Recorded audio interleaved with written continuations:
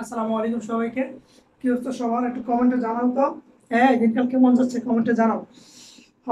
আমরা কোষ বিভাজনের সর্বশেষ লেকচার, এই লেকচার দিয়ে আমরা কোষ বিভাজন শেষ করে দেবো। ওকে, আসো আমরা কোষ বিভাজন পড়ি। অ্যাকচুয়ালি কোষ বিভাজন আমাদের শেষ, আজকে জাস্ট আমরা এই ক্রসিং ওভারটা পড়বো। তো মনে রাখো, এই এই কোষ বিভাজনের এই সেল ডিভিশন চ্যাপ্টারের মধ্যে সবচেয়ে মোস্ট ইম্পর্টেন্ট টপিক, সবচেয়ে হট টপিক হচ্ছে ক্রসিং ওভার। এটা পরীক্ষায় আসার সম্ভাবনা হচ্ছে 90%। কত পার্সেন্টে? 90%। তার মানে বোঝা গেল, কেউ যদি কোষ বিভাজন থেকে প্রশ্ন প্রায় 90% কমন পেতে চায় পরীক্ষা হলে গিয়ে, তাহলে সেজন্য জাস্ট ক্রসিং ওভারটা পড়েছে। তবে হ্যাঁ, এই ক্রসিং ওভার বুঝতে হলেও তো আপনাকে আর 4-5টা দাগ বুঝতে হবে। কারণ আমরা যখন ক্রসিং ওভার সংজ্ঞা পড়বো, দেখবা সেই তার ওর দাদা থেকে শুরু করে তার নাতি পর্যন্ত চলে আসতে হবে, তারপর আমরা এটা সংজ্ঞা বের করি। আচ্ছা, এটা আমরা যেহেতু এর আগের লেকচারগুলোতে পড়ে আসছি, সেটা আমাদের জন্য সহজ হয়ে যাবে। তাহলে মনে রাখবা, এই হচ্ছে সবচেয়ে বেশি ইম্পর্টেন্ট টপিক হচ্ছে ক্রসিং ওভার। ক্রসিং ওভার বুঝতে হলে আপনাকে মিউসিস বুঝতে হবে, মিউসিস বুঝতে হলে আপনাকে মিউসিস এক বুঝতে হবে, মিউসিস এক বুঝতে হলে আপনাকে প্রোফেস এক বুঝতে হবে, প্রোফেস এক বুঝতে হলে আপনাকে প্যাকাইটিন উপস্থিতিটা বুঝতে হবে। প্যাকেটিং উপস্থিতিটা বুঝলেই আপনি কিন্তু প্রসিংটা বুঝবেন। তবে টেনশন করার কিছু নাই, আমরা এই নিয়ে আজকে ডিটেলস আলোচনা করব, সেজন্য আপনি জাস্ট মনোযোগ দাও। আচ্ছা, ক্রসিং ওভার কি বা কাকে বলে, এটা যে আমরা সংজ্ঞা লিখি, সংজ্ঞাটা কিভাবে দাঁড়াবো? যে মিয়োসিস এক এর, প্রোফেস এক এর প্যাকাইটিন উপদশায় যে দুটা নন সিস্টার ক্রোমাটিডের মধ্যে যে অংশ বিনিময় ঘটে, সেটাকে আমরা বলি ক্রসিং ওভার। তাই তো স্যার কি লেখি কি যেন বই লাগিল স্যার। দেখো, আমি বলতে চাচ্ছি ক্রসিং ওভারটা অ্যাকচুয়ালি কোথায় ঘটে, মানে কোন, মানে হেমাটাইটিস, মাইটোসিস না মিয়োসিস, কোথায় ঘটে? মিয়োসিসে ঘটে। এটা লিখলাম আমরা মিয়োসিস। তাহলে বোঝা গেল ক্রসিং ওভারটা ঘটে আমাদের মিয়োসিসে। এবার আমরা এটা জানি, মিয়োসিস তো দুইটা ধাপ, এটা হচ্ছে মিয়োসিস এক, এটা হচ্ছে মিয়োসিস দুই। ধরলাম আমরা এই যে মিয়োসিস একটা এক, আর এটা হচ্ছে মিয়োসিস দুই। তাহলে এই ক্রসিং ওভারটা কোথায় ঘটে? মিয়োসিস একের মধ্যে। ওকে, এবার কথা হচ্ছে মিয়োসিস এক তো আবার 4টা ধাপ আছে, ওই যে প্রোফেজ এক, মেটাফেজ এক, অ্যানাফেজ এক, টেলোফেজ এক। তাহলে এই ক্রসিং ওভারটা অ্যাকচুয়ালি কোথায় ঘটে? প্রোফেজ একের মধ্যে। তাহলে এটা থেকে আসলো প্রোফেজ একের মধ্যে। তাহলে বোঝা গেল এই ক্রসিং ওভারটা ঘটে প্রোফেজ একের মধ্যে। এখন কথা হচ্ছে প্রোফেজ একের মধ্যে তো আরো 5টা ধাপ আছে, আছে না? ওই যে লেজাপেটিটা, লেপটোটিন, তারপরে যে কি বলে ডিপ্লোটিন, ডাইকাইনেসিস, প্যাকাইটিন, এগুলো আছে না? তো এই যে 5টা আছে না, এই 5টার মধ্যে প্রোফেজের মধ্যে 5টার মধ্যে কোনটাতে ক্রসিং ওভার ঘটে? প্যাকাইটিন। এই যে এটা উল্টো ঘটে প্যাকাইটিন, প্যাকাইটিনে। এখন দেখো মজার কাহিনী কি, ক্রসিং ওভার বলতে গিয়ে আপনাকে বলতে হবে যে ক্রসিং ওভারটা ঘটে প্যাকাইটিন উপদশায়। তো প্যাকাইটিন উপদশাটা কোথায় ঘটে? প্রোফেজ দশায়। প্রোফেজ দশাটা কোথায় ঘটে? মিয়োসিস পর্বে। তাহলে কি বুঝলেন আপনি? একটা সংখ্যা বলতে গিয়ে আপনাকে তার 40 জেনারেশন নাম বলে দিতে হচ্ছে। এবং প্যাকাইটিন অ্যাকচুয়ালি কি করে? দুটো নন সিস্টার ক্রোমাটিডের মধ্যে, দুটো নন সিস্টার মানে কি বুঝো না কিছু, লাউরে কিছু না। নন সিস্টার মানে কি? দুটো, ওই যে ক্রোমাটিড আমরা গত লেকচারে বললাম না, যে যে দুইটা ক্রোমাটিড দেখতে সেম, এই দুটাকে বলে সিস্টার ক্রোমাটিড, আর যে দুইটা দেখতে ভিন্ন সেগুলো বলে নন সিস্টার ক্রোমাটিড। এখন ঢুকে নাই? তোমাদেরকে বোঝাতে বোঝাতে এবার আমি নিজেই কম বুঝি, বুঝছো? শোনো, যদি না বুঝো একটু ফলো করো। তুমি যে বুঝো না এটা তো বুঝতে পারছো, আর তুমি যে এই বিষয়টা বুঝো নাই এটা তো বুঝতে পারছো। যদি এটা বুঝে থাকো তাহলে আমি ফলো করো, আপনার ক্লিয়ার করবো আজকে সিস্টার, নন সিস্টার, কুমার সবগুলো ক্লিয়ার করবো। সংজ্ঞাতে আসো। ক্রসিং ওভার অ্যাকচুয়ালি সংজ্ঞা কি? আমরা বলবো যে মিয়োসিস এক এর, মিয়োসিস এক এর প্রোফেজ, প্রোফেজ এক এর প্যাকাইটিন উপদশায়, প্যাকাইটিন উপদশায় দুটি নন সিস্টার ক্রোমাটিডের মধ্যে, দুটি নন সিস্টার ক্রোমাটিডের মধ্যে ক্রোমাটিডের মধ্যে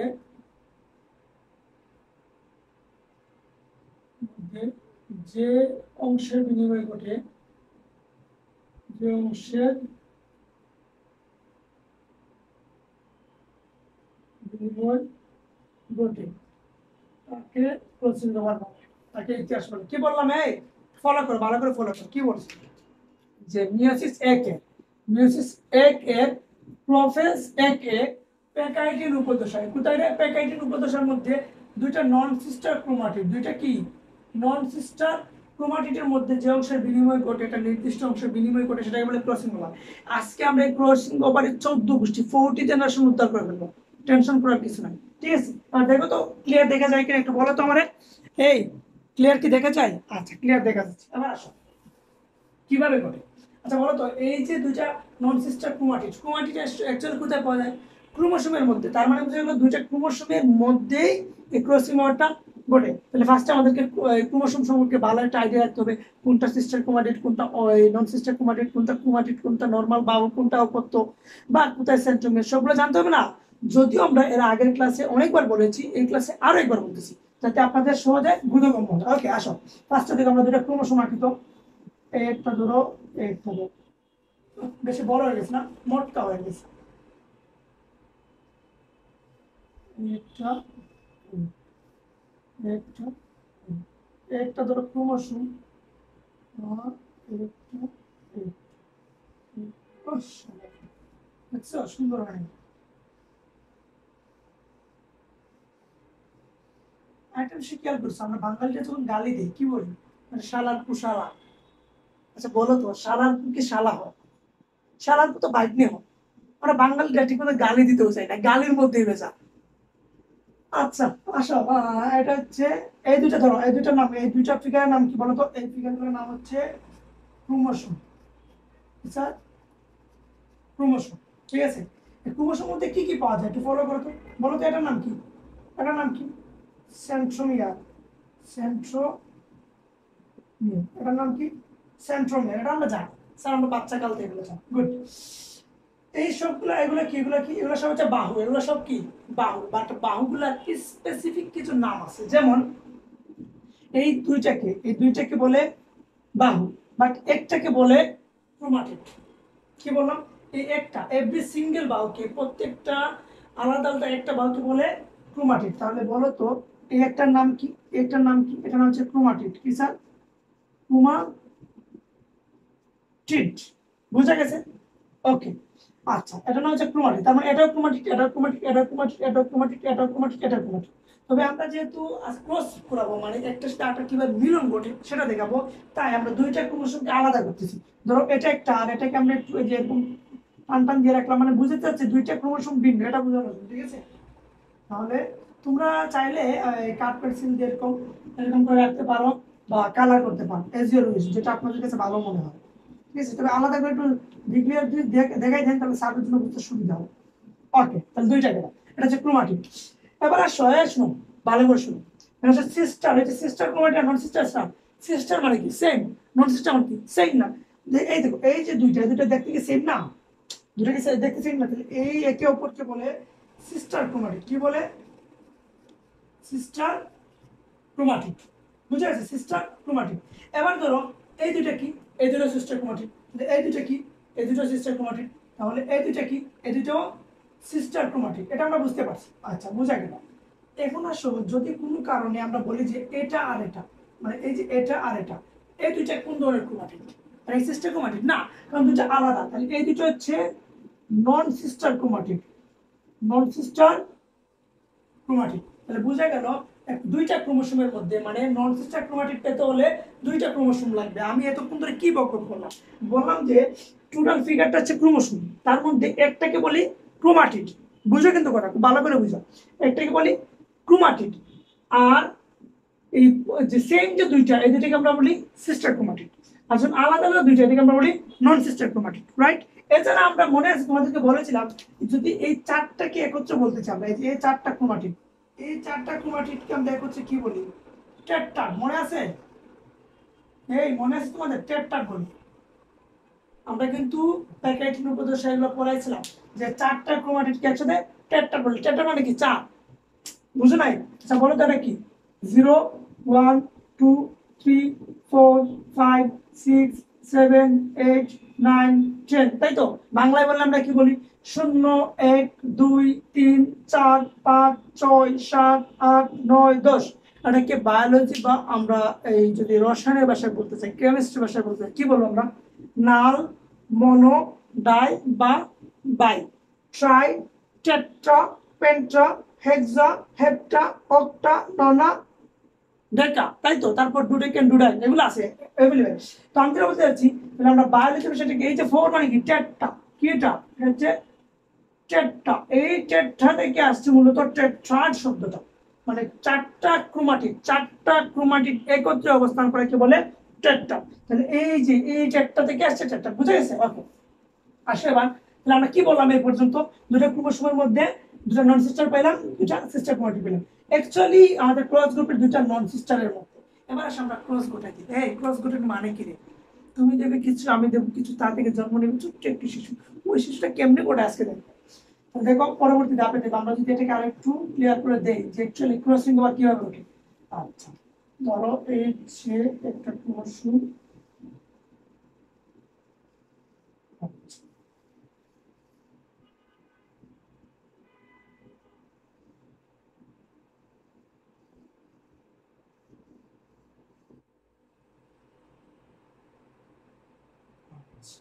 এটা কিভাবে ছিল, এটাকে আমরা একটু আলাদা করে লিখেছিলাম এভাবে, টান দিয়ে, রাইট?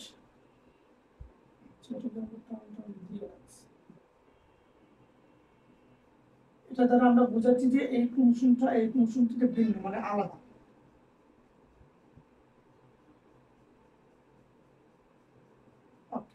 এবার আসো, এই দেখো এই দুটা কি সিস্টার ক্রোমাটিড, এই দুটা কি নন সিস্টার ক্রোমাটিড।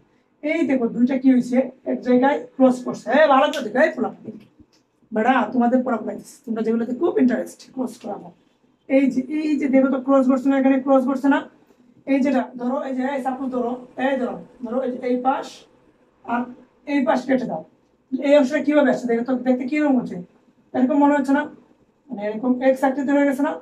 তাহলে এই এক্স আকৃতির অংশটাকে মূলত বলে কাজমা। কি বললাম? দাঁড়াও, ধৈর্য ধরো, তোমাদেরকে আমি ক্লিয়ার করে দিচ্ছি। এই যে জায়গায় ক্রস ঘটছে, এই অংশটাকে বলে কাজমা। কি বলে? কাজমা। যেটা দেখতে কি আকৃতি? এক্স আকৃতি। তাহলে দুইটা ক্রোমাটিড দেখো, দুটা কি নন সিস্টার? সেম না, দুটা নন সিস্টার, মানে এটা আলাদা এটা আলাদা। দুটা নন সিস্টার ক্রোমাটিড যখন একই জায়গায় এসে এরকম যুক্ত হয়, এই যুক্ত স্থানটা দেখতে লাগে এক্স আকৃতি। আর এই এক্স আকৃতির জিনিসকে আমরা সহজ ভাষায় বলি কাজমা। কি বুঝাতে পারছি? এটা হচ্ছে কাজমা। আর এই কাজমাকে বহু বচনে বলে কাজমাটা, মানে বুঝলাম না স্যার? এখানে আমরা একটা ক্রোমোসোমের মধ্যে জাস্ট একটা দেখাচ্ছি, এটা কাজমা। বাট এটা এই দুটার মধ্যে ঘটতে পারে, মানে একসাথে একাধিক জায়গায় এই কাজমা মানে ক্রসিং ঘটতে পারে। যদি একাধিক জায়গায় ঘটে তখন আমরা কাজমা বলবো না, আমরা কাজমাটা বলবো। বুঝে গেছে? আচ্ছা, তাহলে এতটুকু বুঝে গেছে। এই দুটার মধ্যে এখন ক্রসিং ওভার ঘটবে। কিভাবে ঘটবে এর পরবর্তী আমরা দেখবো। আচ্ছা, এর পরবর্তীতে আপনি দেখবো কি হইলো, ক্রসিং ওভার এবার ঘটে গেল। সুন্দর হয় না? সৌন্দর্য বলে একটা কথা আছে। আচ্ছা, এই তোমাদের মধ্যে কি কারো ক্রসিং ঘটে গেছে রে? জানাই দিও তো। পুরো ভাই, তোমরা যে পাকা পড়ছো রে, তোমাদেরকে নিয়ে মাঝে টেনশনে পড়ে যায়।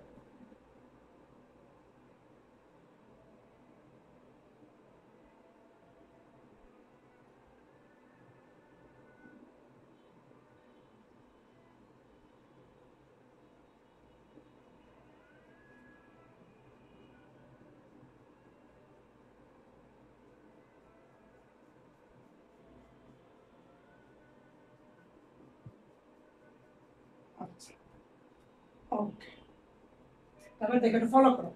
দেখো তো, যখন তারা একে অপরের সাথে যখন ক্রস করে ফেলেছে, দেখো তার কিছু অংশ এ নিয়ে নিছি আর এর কিছু অংশ ও নিয়ে নিছি।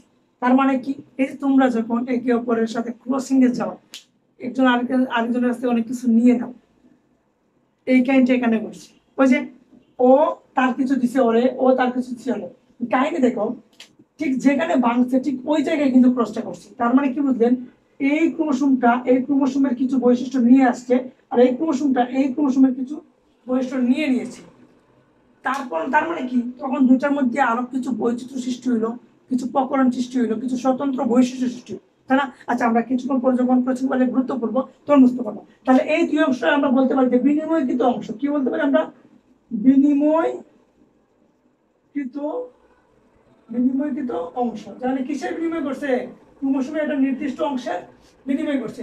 এই টোটাল প্রসেসটাকে বলা হয় ক্রসিং ওভার। Crossing over. এবার কথা হচ্ছে এই যে ক্রসিং ওভার করছে সেটা কি বৈধ নাকি অবৈধ? অবশ্যই স্যার 100% বৈধ। আপনাদের মধ্যে যদি কেউ এরকম অবৈধ ক্রসিং করে থাকেন, এখানে সময় আছে, আল্লাহর রাস্তায় মাফ করে, আল্লাহর কাছে তাওবা করেন, ঠিক আছে? আর একটা বিষয় আমি যেটা বলতে চাই, যদি এই আমাদের মধ্যে অনেকে আছে যে আমরা ইচ্ছায় অনিচ্ছায় বা প্রকাশ্যে গোপনে শয়তানের ওয়াসওয়াসায় শয়তানের ধোঁকায় পড়ে অনেক রকমের গুনাহ করে ফেলি, পাপ কাজ করে ফেলি। পাপ কাজ করার পর ওই পাপটা যাতে আমরা নিজের কাছে গোপন করে রেখে দিই। কারণ আল্লাহ রাসূল সাল্লাল্লাহু আলাইহি সাল্লাম বলেন যে আমার উম্মতের সকলকে ক্ষমা করে দেওয়া হবে, তবে প্রকাশকারী ব্যতীত। এখানে প্রকাশকারী বলতে অ্যাকচুয়ালি কাকে বোঝানো হচ্ছে? যারা নিজেরা গুনাহ করে, পাপ কাজ করে করে আবার সেটা প্রকাশ করে দেয়। আর আমরা কি, আমরা পাপ কাজ করে ওইটা আবার আমার বন্ধুদেরকে গিয়ে আমরা বলি, এই করেছি সেই করেছি। অথচ ইবনুল তাইমিয়া বলেন ওনার ভাষায় যে আমরা তো সেই জাতি যে জাতি পাপ করে করে আবার সেগুলো গর্ব ভরে ধম্ব ভরে সেগুলো বলে বেড়ায়। না, এটা করা যাবে না। শোনো, যদি একান্তই পাপ কাজ হয়ে থাকে সেটা নিজের কাছে গোপন রেখে দাও এবং সে থেকে আল্লাহর কাছে পানাহা চাও, আল্লাহর কাছে তাওবা ইস্তিগফার করো যাতে আল্লাহ আপনার এই গুনাহটা মাফ করে দেন। আর এই পরবর্তীতে নেক্সট টাইমের জন্য এরকম গুনাহ আর না হয় সেজন্য আল্লাহর কাছ থেকে সে তৌফিকটা চেয়ে নাও। বুঝে গেছে? আচ্ছা, সেজন্য এই ক্রসিংটা যাতে বৈধভাবে হয়, আপনাদের মধ্যে যেন ক্রসিংটা বৈধভাবে হয়, এই টার্গেটে থাকে। আচ্ছা দেখ, এই ছিল মোটামুটি ক্রসিং। তাহলে ক্রসিং অ্যাকচুয়ালি কি কি কাহিনী ঘটবে? দেখো, কিছু বৈশিষ্ট্য আমরা পাইছি না নাম্বার এক, যে এই ক্রসিং করতে হলে দুইটা ক্রোমোসোমের প্রয়োজন হয়, দুইটা ক্রোমোসোমের প্রয়োজন, এবং দুইটা ক্রোমোসোমের মধ্যে দুইটা নন সিস্টার ক্রোমাটিড লাগবে। নর্মাল ক্রোমোসোমের মধ্যে হবে না, দুইটা নন সিস্টার ক্রোমাটিড লাগবে এবং দুইটা সেই একই জায়গায় ভাঙবে এবং একই জায়গা থেকে দুইটা বিনিময় করবে, তাই না?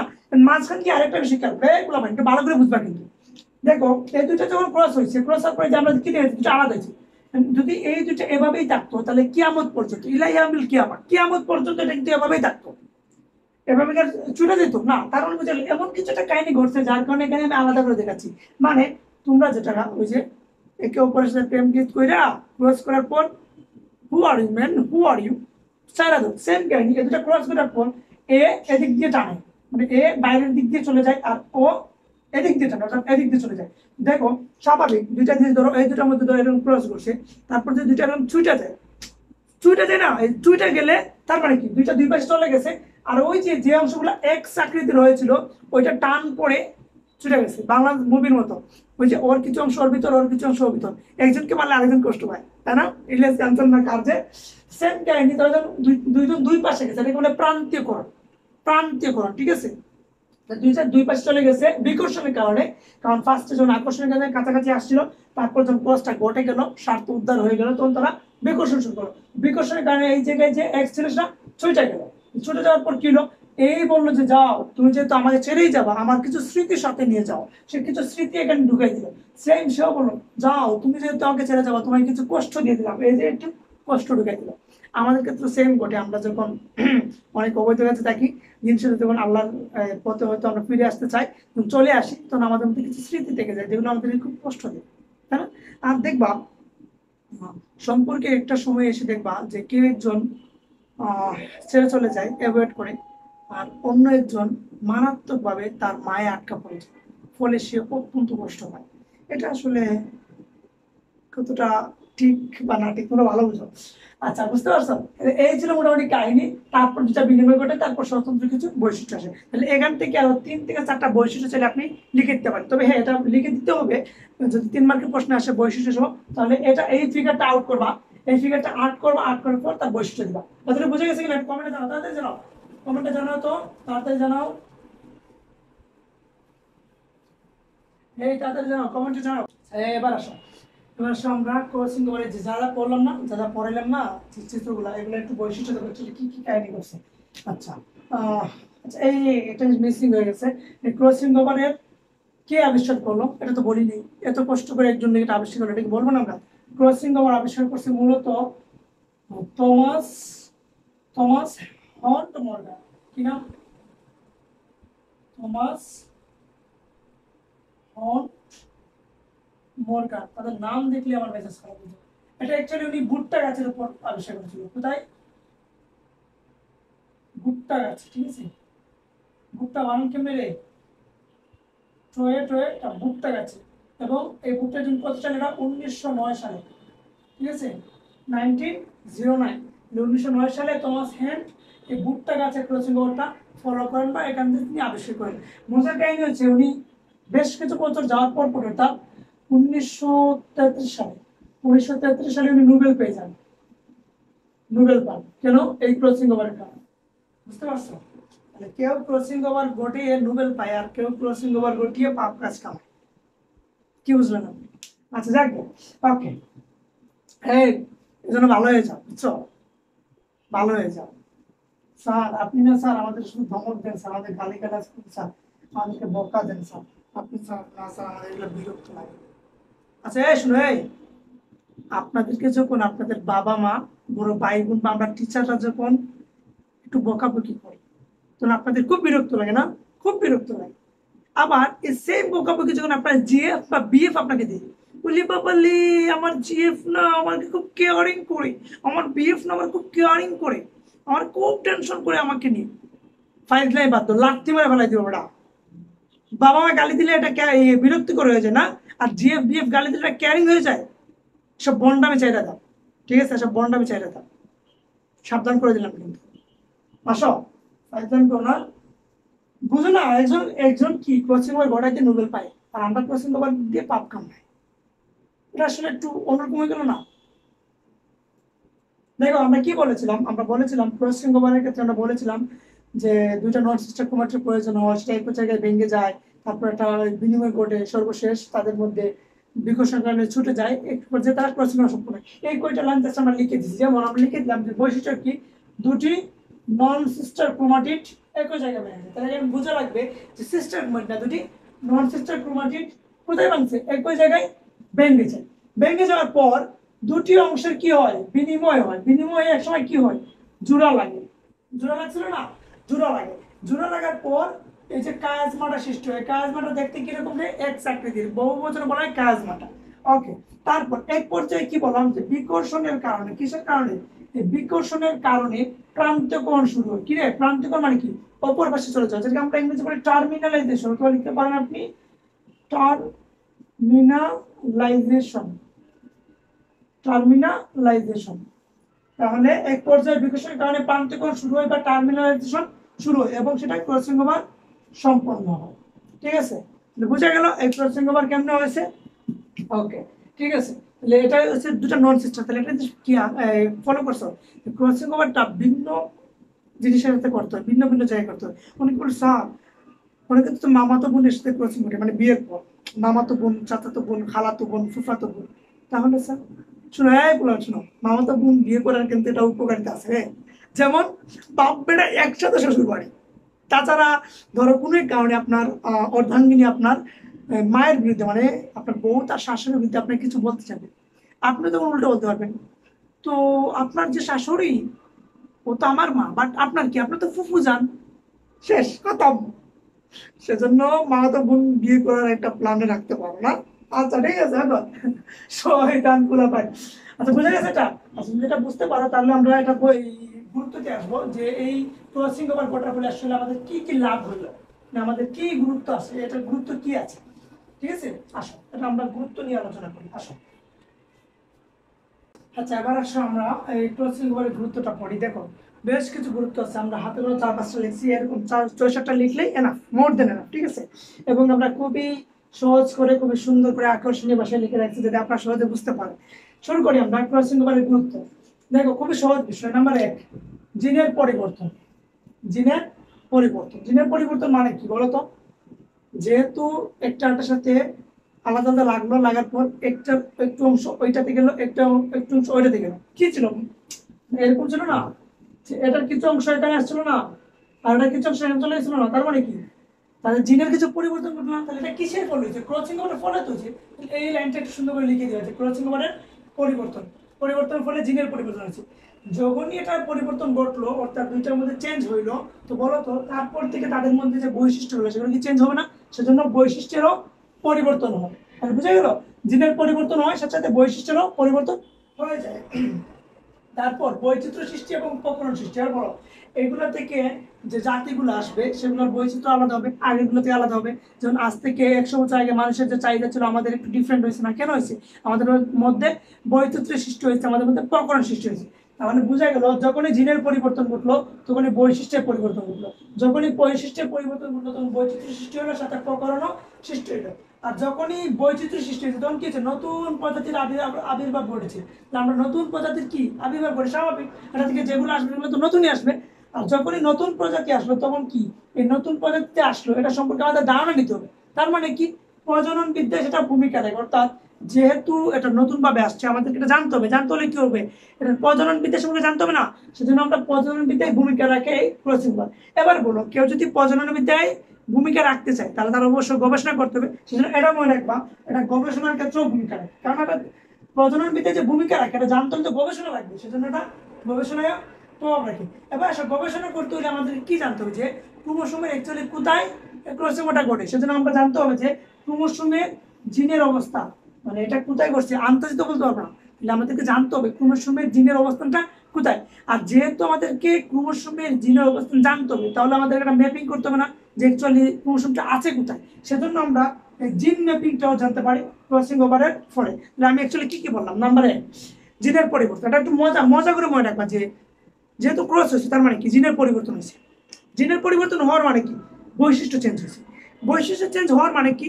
আমাদের মধ্যে বৈচিত্র্যতা আসবে এবং প্রকরণ সৃষ্টি হবে। এবার কথা হচ্ছে যখনই আমাদের সাথে বৈচিত্র্য এবং প্রকরণ সৃষ্টি হলো তার মানে কি আমাদের নতুন প্রজাতি আসবে। আচ্ছা, নতুন প্রজাতি আসলো, এবার কথা হচ্ছে নতুন যে প্রজাতি আসলো সেটা সম্পর্কে আমাদের জানা দরকার না, সেজন্য আমাদের প্রজনন বিদ্যা জানতে হবে। প্রজনন বিদ্যা জানতে হইলে তো আমাকে গবেষণা করতে হবে, সেজন্য আমাদেরকে গবেষণার কাজও এই কোশ্চেন আবার ভূমিকা রাখবে। কারণ গবেষণা করতে তো হবে, ভালো কথা। কোথায় করবো?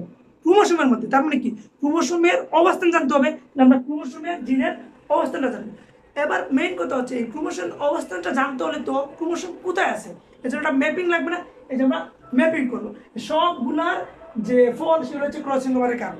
তাহলে বোঝা গেল ক্রসিং ওভারের বেশ কিছু গুরুত্ব আছে, তাহলে আপনারা কষ্ট করে মনের মতো করে রেখে দিবা এবং ট্রাই করবা যেটা এরকম একটু চন্দ্র চন্দ্র আকারে মনে রাখা। এবার হচ্ছে আমাদের ক্লাস এখানেই শেষ, মতো আমাদের এই কোর্স বিভাজন এখানে ডান। তবে শেষ করার আগে আমরা কিছু সাজেশন দিতে চাই, একটু কষ্ট তোমরা লিখে নিবা যে এই অধ্যায়ে মেইনলি আপনি কি কি পড়বেন। শুরুতে বলে নেই, এই অধ্যায়ের শুরুতেই যে প্রথম লেকচারটা এটা হচ্ছে এমসিকিউ এর জন্য মোস্ট ইম্পর্টেন্ট। আর থিওরি ক্ষেত্রে আপনি গ্যাপ 1 এবং গ্যাপ 2, গ্যাপ 1 এবং গ্যাপ 2 এটা খুব ভালো করে পড়বেন। তারপর প্রফেস, প্রোমেটাফেস, মেটাফেস, অ্যানালিস্টিস এগুলো একটু পড়লেই হবে। তবে আপনাকে যেটা করতে হবে প্যাকাইটিনটা খুব ভালো করে পড়বা। প্যাকাইটিন পর্বটা খুব ভালো করে পড়বা আর ক্রসিং ওভারটা পড়বা। ক্রসিং ওভারটা এই তিনটা যদি ভালো করে পড়ো তাহলে আশা করা যায় 3 মার্কসের যে প্রশ্নটা আসবে ঘ নাম্বার এটা আপনাকে কেউ দেখতে পানা।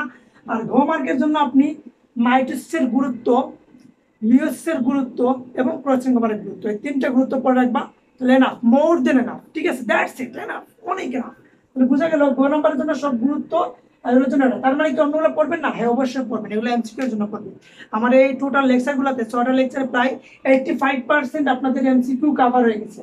85% এমসিকিউ কভার, আর 15% আছে যেগুলো এদিক সেদিক যেগুলো আমাদের আলোচনায় আসে নাই, এটা আমাদের ব্যর্থতা, আমরা সেজন্য আন্তরিকভাবে দুঃখিত।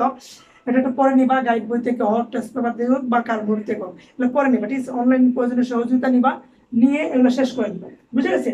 আর এই যে সাজেশনটা দিলাম, যদি আপনার কোনো বন্ধু আপনাকে বলে দোস্ত আমার এই পুষ্টি অর্জন সম্পর্কে একটু সাজেশন দিই, মানে একটু বুদ্ধি দেয় আর কি, কেমনি কি করবো, সুন্দর করে একটা বুদ্ধি দিই। ঠিক আছে, অনেকে আছে খুব বুদ্ধি দেয়, কিভাবে?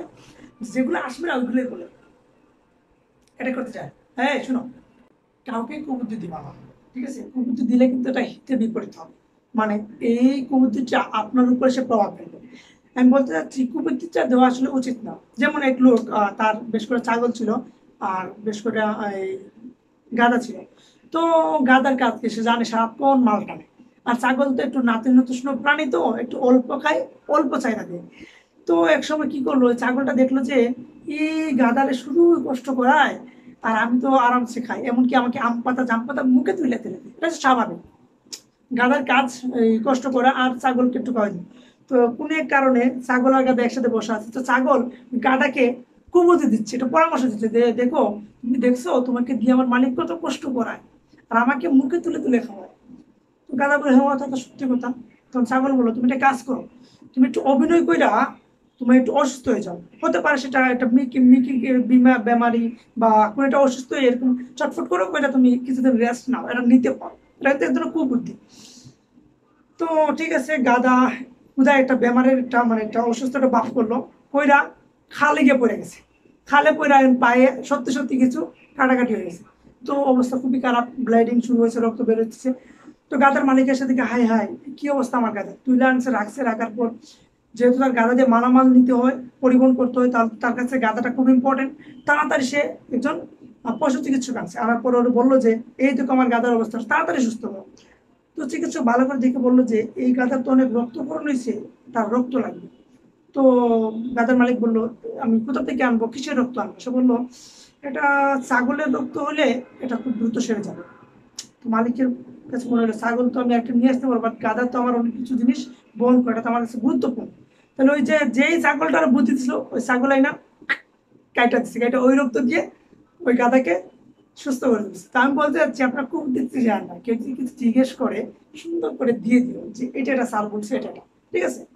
খুব দিতে দেওয়া যাবে না। ওকে, এই ছিল মোটামুটি আমাদের কোষ বিভাজন নিয়ে ওভারঅল কথাবার্তা। আর খুব শীঘ্রই আমরা এই লেকচারের উপর টোটাল সবগুলো লেকচারের উপর এক্সাম দিব। সেই সময় পর্যন্ত তোমরা প্রস্তুতি নাও, নিজের মতো করে পড়াশোনা করো। আমরা নেক্সট আর একটা নতুন চ্যাপ্টার শুরু করবো। ততক্ষণ পর্যন্ত আপনারা সবাই ভালো থাকেন, সুস্থ থাকেন, নিজের প্রতি খেয়াল রাখেন, পড়াশোনাকে একটু মায়া করো। ওকে, আল্লাহ হাফেজ।